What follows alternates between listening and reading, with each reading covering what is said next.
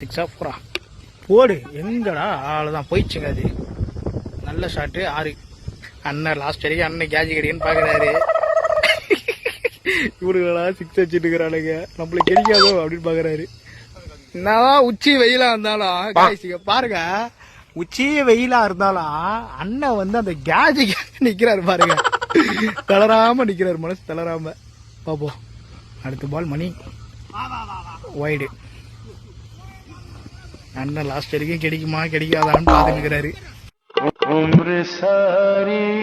ஒரு நல்ல டீமுக்கு அழகா தெரியுமாடா, கடைசி வரைக்கும் கடைசி பேட்ஸ்மேனை களத்துல இறங்க விடாம பாத்துக்கிறதா. எனக்குன்னு வந்து வாட்சிங்க பாரு. தோசை வைத்து விட்டாரு. பாப்போம். அவ்வளவுதாங்க. 6 முடிஞ்சிச்சு. 6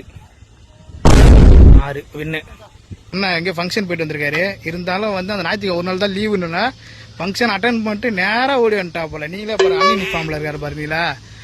அதான் அண்ணன் அந்த இன்வால்மெண்ட் தான் பாத்துங்க. ஆமாண்ணா, அது எப்படி? ஆமா கண்டிப்பா நீங்க இல்ல எல்லாம் பாத்துங்க. அண்ணன் தான் எல்லாமே. பாவங்க போன கண்டுபிடிச்சிட்டாரு. அண்ணன் கேஜ் ஆடலான்னு வந்தாரு. ஃபர்ஸ்ட் மேட்ச் செகண்ட் மேட்ச் ஆடினாரு. பட் 3ஆம் மேட்ச் 6-6ன்னு பார்த்து வந்தாரு.